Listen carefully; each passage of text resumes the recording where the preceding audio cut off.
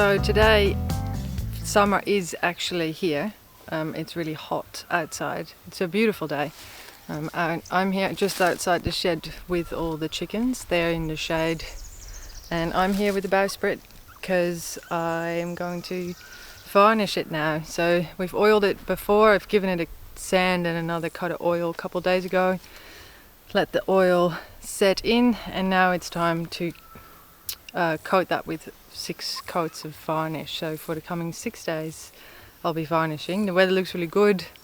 Outside is definitely less dusty than inside the shed. So as long as the chickens don't roost on it, it should be a better environment for it out here.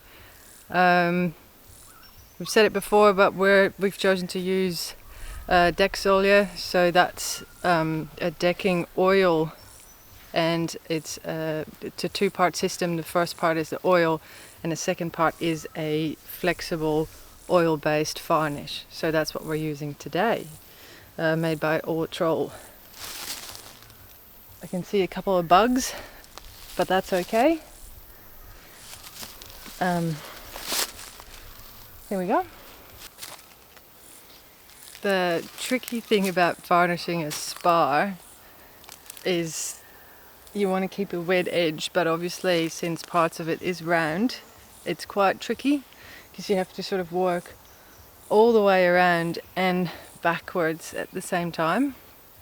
Sometimes I hang them so that you can rotate them in the... Oh, that's not important. I think I'm going to start at the front and work my way around and backwards and just see how I go. Got six tries to get the right way of doing it.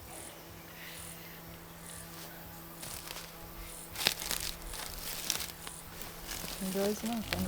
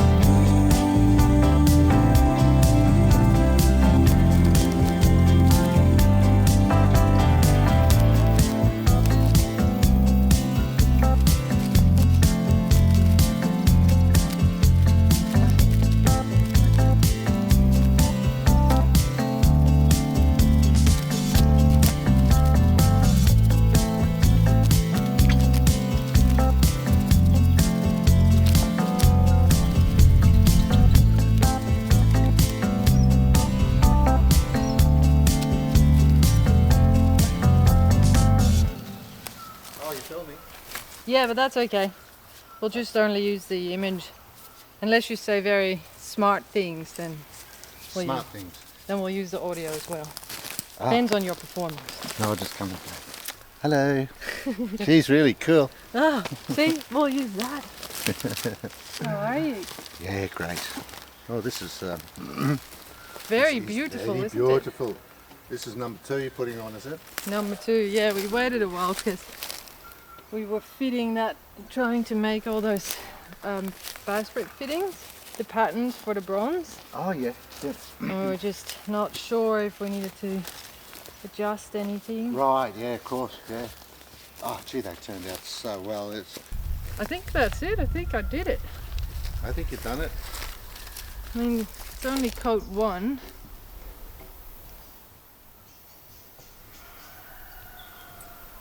This, I mean, I love the King Billy. I think it looks just fantastic.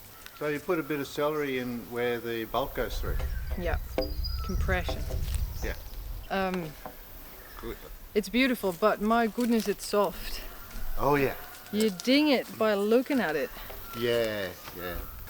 This number 2 is so good because it's got so little solvents. Doesn't dry that fast. Yeah, right. Dries really slowly, so you get quite a lot of time to fiddle. Yeah, yeah. But also means that there's a lot of time for dust to settle on it and for bugs to settle on it. So you're going for the 8 coats or something or other of the 2, are you? Is that the can says 6. 6. So I'll start with that. But I reckon before it actually sits on the boat in the UV, it will probably have a couple more. Yeah, yeah. Obi, you're a jag of a dog. What are you doing in there? Obi, come back out. What are you doing?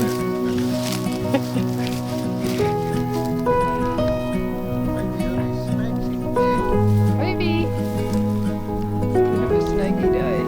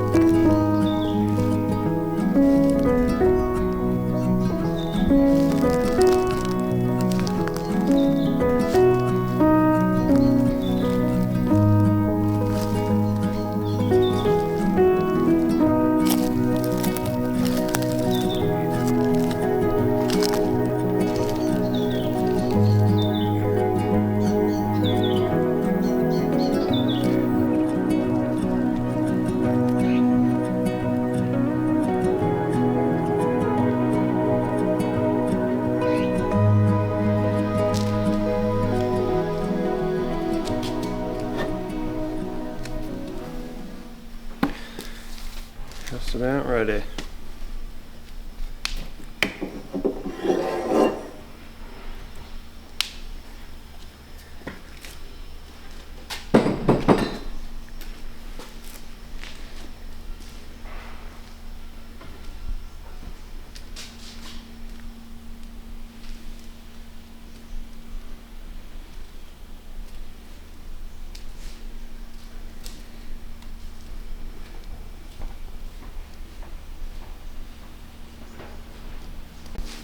Shaky, shaky, shaky, Obi-Wan Kenobi. Okay, so the finale is complete. For all of you that saw a few episodes back about this crans iron being cast at the foundry, have a look back. It's quite an interesting process. We made the pattern and went into the workshop and walked through the casting of this. We have now spent quite a few hours polishing and making it beautiful. We've drilled holes in the top, sides and bottom for all the relevant stays. And now the bowsprit is ready to slide it on into its home forever. We're just using mastic, so it can be removed again. It's not going to set particularly. It's on quite a tight taper, so as it goes on, it'll kind of cinch in there and get stuck. So yeah, we're just going to pop it on. Okay, we've been mildly distracted trying to get this crans iron on again, but thanks to everyone who donated to our bronze casting fundraiser. It made a massive difference and we were able to get back some rough castings that we got to polish up and turn into something like this. It's really noisy outside, sorry guys. We're going to glue this on. Yes, let's do it. This is the top, yeah? That is the top. This is the top. Alright, keep the level level you might have to squat or something. I don't know how you'll see, but we'll be able to tap it round. So I think I'm just going to slide it on. yeah.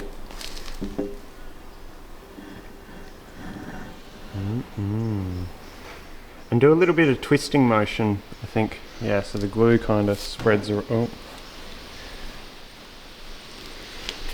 It's so shiny, I can't see. And I guess we're just going to bash it. That's lining up, but Yep, that's good. No, that's good. I'll give it a bash. There's my hammer. We'll be able to tap it around, I reckon. It's got to be a bit.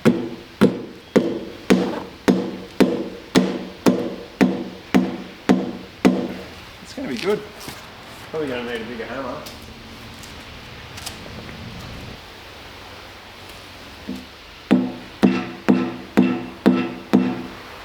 You'll have to hold the bowsprit.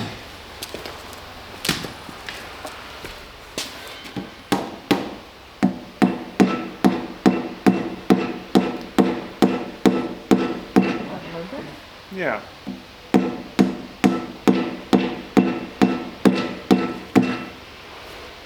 It's getting there. Probably need something a bit more. The rubber sort of bounces a lot.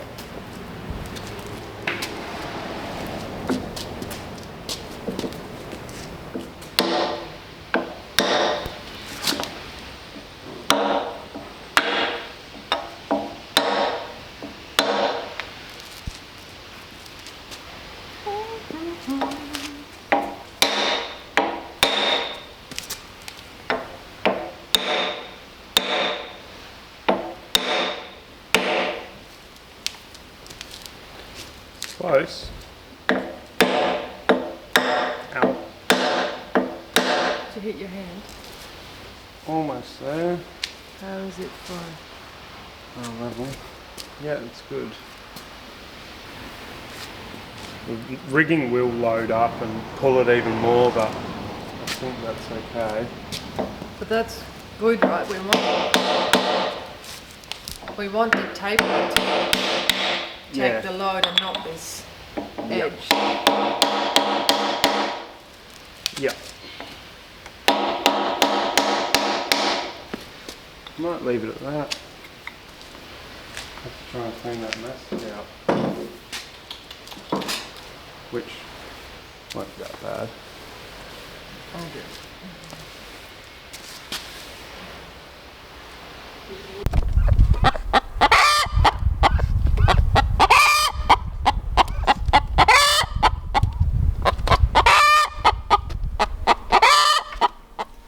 Okay team, this morning I'm just going to take you through how we fit a deck plank. We have to come into the side of the boat here, and it's a bit tricky to get it right. This is going to be filled with Fixtech, this seam. It's a full seam around this edge here. This is the cover board, the white bit, so it comes up to the cover board. This is a different style of laying planks. You can lay deck planks in many different ways, and this is our style. So what I'm doing is I've laid a big long plank here. We're joining every now and then, and we are spacing 2 planks per join.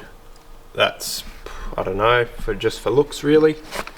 There's no particular structural integrity with this deck. It's more aesthetics. It still adds a lot of strength, but it's not really necessary for strength. So the sub deck is 2 layers of 12mm plywood, so that's an inch thick sub deck with fiberglass over the top. So the sub deck is already very strong. It's protected, so when water gets under these planks, I'm not going to say if anymore, but when water works its way into here, when we're old farts sailing around Scotland somewhere, the water will work its way in and maybe eat the planks out, but the subdeck will be fine. I just watched Salt and Tar pulling up their deck, and they used epoxy, which in the heat didn't work. We're using Fixtech, which is like Sikaflex or 5200. It's quite flexible. so it should hold up better in the hot and cold.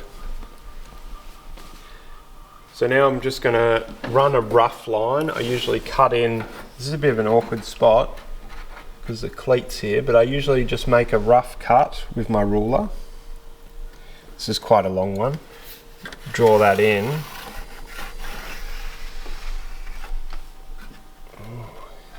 Put a bit of an arc in it just for the fun of it.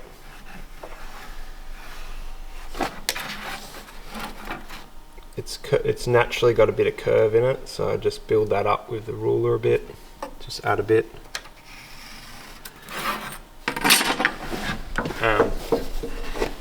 So that's my planko. Now I take it to my workbench. The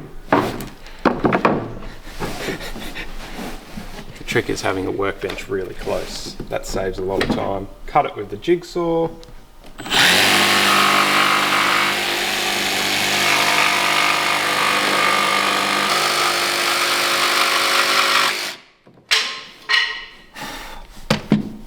Okay. Have another look when it's in here. So what we have is our little packers. These roughly, well, depending what mood I'm in, change, but this is all pretty good. So what I do now is go for a second little touch up.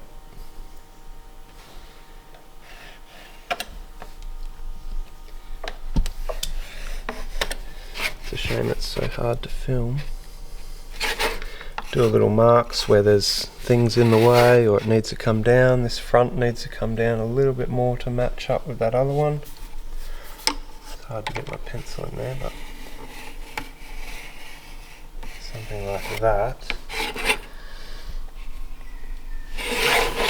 It's quite nice. This one maybe a little bit more down. And now I am going to try and take it to the vise because planing end grain by hand is a bit annoying on your knees. Let's spin it. Hit lots of stuff. Light bulb. Spin it round. Go down here. Pop it in my baby vise. Probably going to pull off the weight here. Yeah, I can kind of see them. To be honest, it's more about eye. You know it's not straight, so long as there's a bit of a curve in it, you know you're going to get roughly.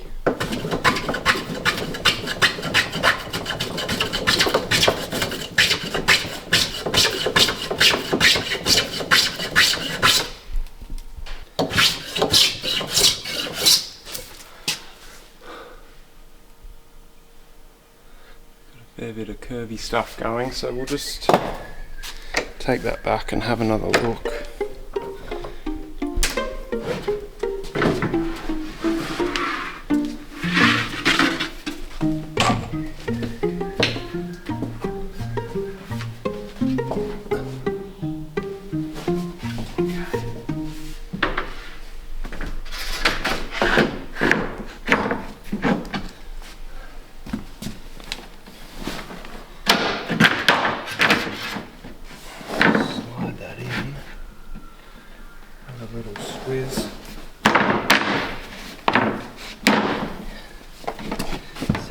Sits. Compare it to my previous one, which is okay. Looks like a lot of this is alright. Until it gets to this last little bit. It's a little bit more off here.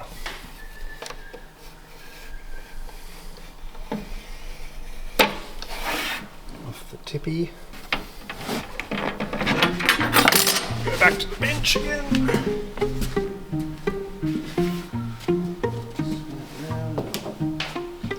Hit the light bulb. Hit the light bulb.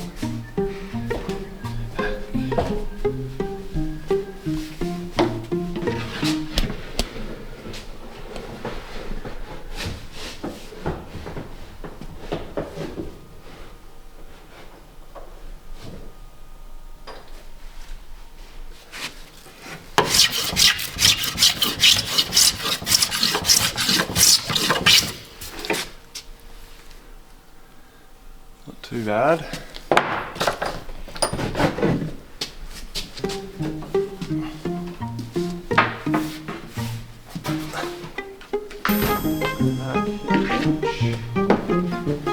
Cameraman, woman, person.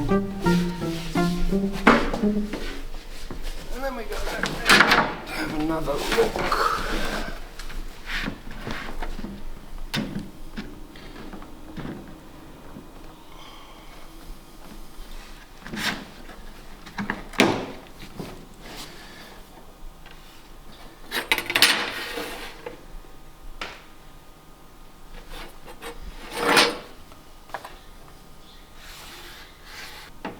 One more. Go! Hit the light bulb.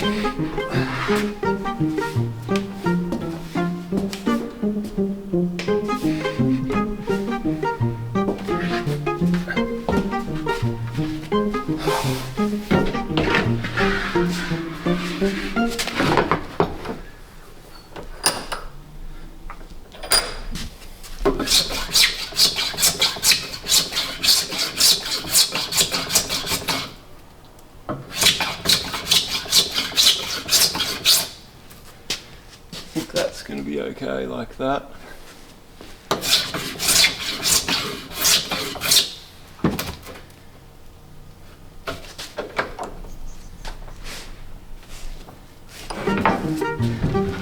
Right.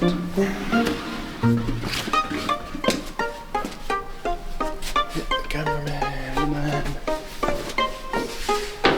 Go back. Pop that in. Slide it up. Have a look. Okay, I'm pretty happy with that. Nice. So what I do now is, that's sort of my datum. So I'm going to draw a line across here so that I know that 4.5, this is where it sits. And I go up over here.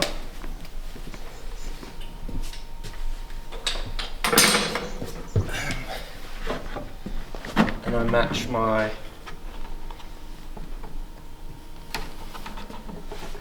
butt edge with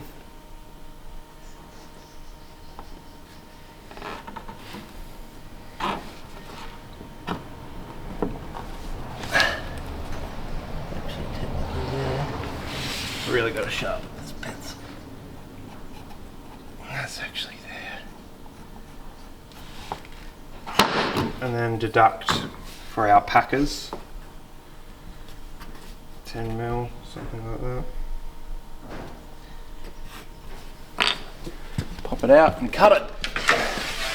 But to do that, I've got to turn it around, hit the light bulb, go this way, around that power lead, up here, around this post, back in, down against that, in here.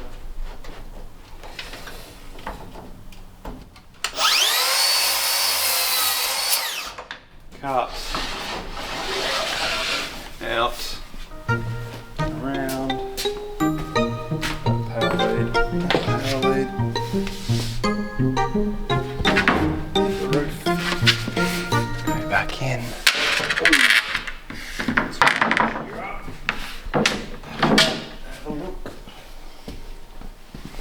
Have a look at our datum, make sure it's still accurate, which it is. And then try and get it in these chunks like that. It's a bit bowy, this one, so that's why we have these packers here to help sort of get it to go in. This one's a bit tight because of that.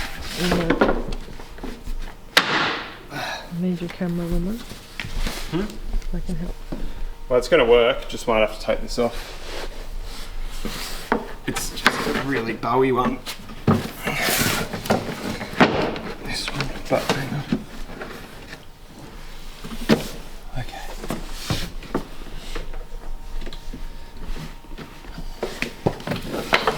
And then we'll probably just put some wood there. I think even might be easier. So folks, that is why building a boat takes 7 years. That's one plank. And we have to do all these planks. And they're only going to get harder because there's bigger arc here. So yeah, we might glue that one down and then do some seams or something now. Whew.